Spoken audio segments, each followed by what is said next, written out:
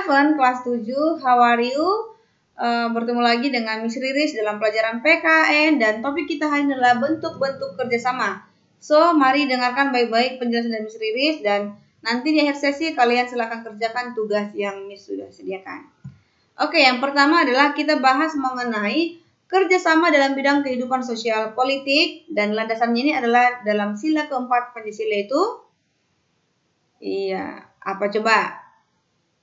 Oke, nah itu dia. Nah, yang berikutnya adalah permusyawaratan adalah suatu tata cara khas kepribadian Indonesia untuk merumuskan dan atau memutuskan suatu hal berdasarkan kehendak rakyat hingga tercapai keputusan yang berdasarkan kebulatan pendapat atau yang disebut dengan mufakat.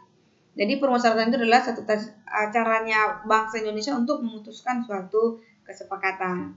Oke, yang berikutnya kita bahas mengenai kerjasama dalam bidang kehidupan ekonomi. Landasannya ini adalah di dalam pasal 33 ayat 1 dalam Undang-Undang Dasar Negara Republik Indonesia tahun 1945, yaitu perekonomian disusun sebagai usaha bersama berdasarkan asas kekeluargaan. Oke, itu dia yang tertulis dalam pasal 33 ayat 1. Nah, berikutnya kita bahas mengenai salah satu badan usaha yang menjadi ciri khas Indonesia adalah koperasi, karena koperasi ini adalah memiliki asas kekeluargaan. Nah, jadi apakah yang menjadi keunggulan koperasi dibanding badan usaha yang lainnya? Yang pertama adalah adanya dasar persamaan. Artinya setiap anggota dalam koperasi mempunyai hak suara yang sama. Jadi tidak ada tertinggi atau terendah. Yang kedua, adanya persatuan. Yang ketiga, pendidikan. Yang keempat, demokrasi ekonomi. Dan yang kelima adalah demokrasi kooperatif. Itulah dia yang menjadi keunggulan koperasi dibanding dengan badan-badan usaha lainnya. Berikutnya kita bahas mengenai kerjasama dalam bidang kehidupan pertahanan dan keamanan bangsa. Dan ini landasannya dalam pasal 30 ayat 1 yaitu tiap-tiap warga negara berhak dan wajib ikut serta dalam usaha pertahanan dan keamanan negara. Terus juga di pasal 27 ayat 3 dikatakan setiap warga negara berhak dan wajib ikut serta dalam upaya pembelaan negara. Jadi ini dia menjadi landasan kerjasama dalam bidang pertahanan bangsa. Nah, terus ada 5 dasar bela negara. Jadi tidak asal-asalan tapi ada dasarnya. Nah, yang pertama itu adalah cinta tanah air. Yang kedua, kesadaran berbangsa dan bernegara. Yang ketiga, keyakinan Pancasila sebagai falsafah dan ideologi negara. Yang keempat, rela berkorban untuk bangsa dan negara. Dan yang kelima, memiliki kemampuan awal bela negara fisik maupun non-fisik.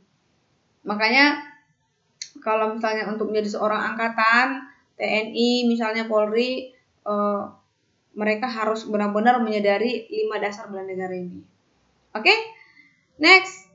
Yang keempat adalah kerjasama antar umat beragama. Landasannya ada di dalam pasal 29 ayat 2, yaitu negara menjamin kemerdekaan tiap-tiap penduduk untuk memeluk agamanya masing-masing dan beribadat menurut agama dan kepercayaannya itu. Oke? Jadi tidak dilarang untuk memiliki agama dan kepercayaannya sesuai yang dipercayai. Nah, ada beberapa sikap yang menandai bahwasanya sudah terjalin kerjasama antar umat beragama. Yang pertama adalah terbukti dari saling menghormati umat seagama dan berbeda agama. Yang kedua, saling menghormati lembaga keagamaan yang seagama dan yang berbeda agama. Yang ketiga, sikap saling menghormati hak dan kewajiban umat beragama. Ya. Next, tadi kita sudah bahas mengenai bentuk-bentuk kerjasama. Oke, ada di bidang ekonomi, pertahanan, keamanan, politik, dan juga agama. Nah, jadi supaya itu boleh terjadi, dikatakan kita harus menghindari paling tidak ada 4 sikap yang harus kita hindari atau jangan dilakukan. Yang pertama adalah sikap fanatik. Sikap fanatik itu yaitu sikap merasa paling benar. Oke? Merasa dirinya sendiri paling benar. Yang kedua, sikap individualis, yaitu sikap mementingkan diri sendiri dan mengabaikan orang lain. Yang ketiga, sikap eksklusivisme, yaitu sikap memisahkan diri dari kehidupan sosial. Karena apa? Karena merasa adanya jurang pemisah akibat perbedaan suku, bangsa, agama, adat istiadat, dan lain sebagainya. Artinya dia merasa dia lebih oke, lebih keren, lebih tinggi derajatnya sehingga dia tidak mau bergaul dengan orang di luar dari sukunya mungkin, di luar dari agamanya. Jadi dia merasa eksklusif, gitu ya. Yang keempat adalah sikap primordialisme, itu sikap perasaannya kesukuan yang berlebihan. Dia merasa sukunya lebih oke, lebih tinggi, lebih mantap, sehingga dia merasa suku lain itu tidak bagus.